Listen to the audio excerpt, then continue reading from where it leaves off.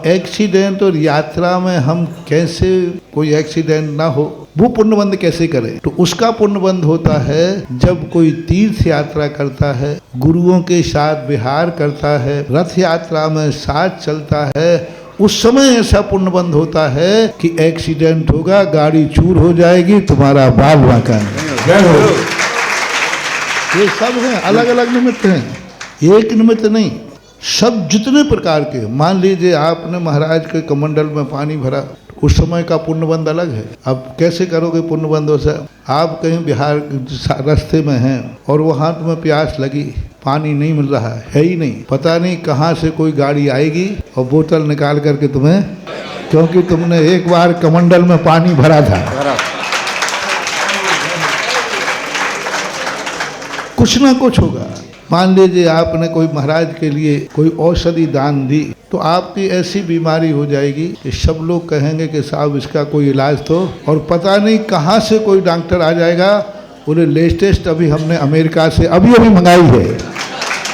अब वो पुण्य कहाँ से आ गया कि कभी तुमने त्यागी वृत्ति को औषधि दान दिया।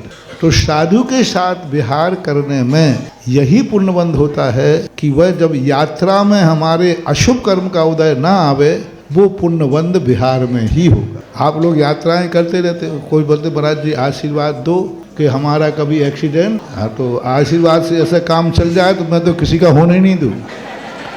हाँ, यदि मेरे आशीर्वाद से एक्सीडेंट बच जाए तो मैं तो किसी का होना ही, मैं तो सदा यूँ हाथ किए रहूँगा। लेकिन ऐसा नहीं होता। साधुओं के साथ तुम विहार करो, विहार कराओ, उस समय ऐसा पुण्यबंध होगा कि आप एक्सीडेंट से बच जाओगे। आप तीर्थ यात्रा करो, पैदल करो, घर से मंदिर पैदल आओ। महाराज जी पैदल क्यों? गाड़ी से आने में क्या बाधा?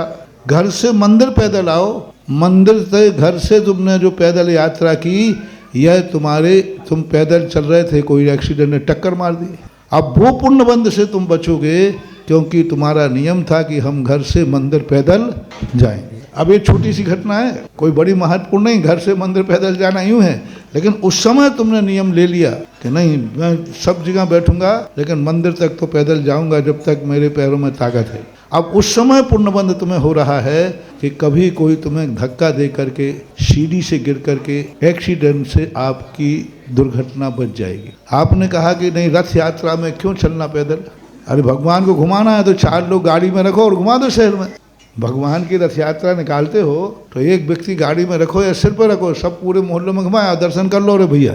सारी पब्लिक साथ क्यों चलना? बस यही है कि तुम भगवान की रथ यात्रा में साथ चले थे, भगवान की विमान यात्रा थी, उस समय भगवान के तुम साथ चले थे। अब तुम्हारी तीर्थ यात्रा की सफलता का पुण्य उस समय बंद हो गया। आपने सम्मेद शिखर की यात्रा की थी, पैदल की थी, डोली भी थी, पैसा भी थे और डोली भी थी, लेकिन तुमने कहा नहीं मैं तो सम्मेद शिखर की यात्रा पैदल।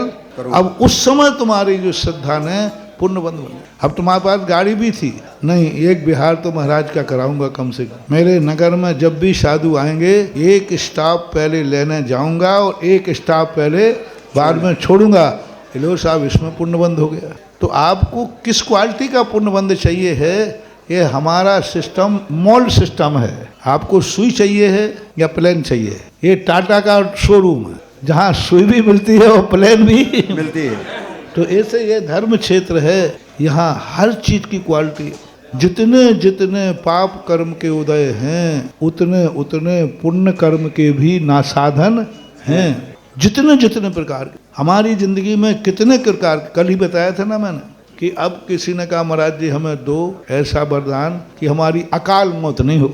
सब डरते अकाल मौत से, मेरे परिवार में नहीं हो। तो कल ही प्रवचन में आया था, कभी तुम्हारे पैर के नीचे चींटी आ रही थी और तुमने उस चींटी को बचा लिया। अब चींटी मरने वाली थी, एक छोटा मरने वाला था, पानी बह रहा था, और तुमने बचाओ उसको चींटी। अब चींटी को तुमने मरने से बचा लिया।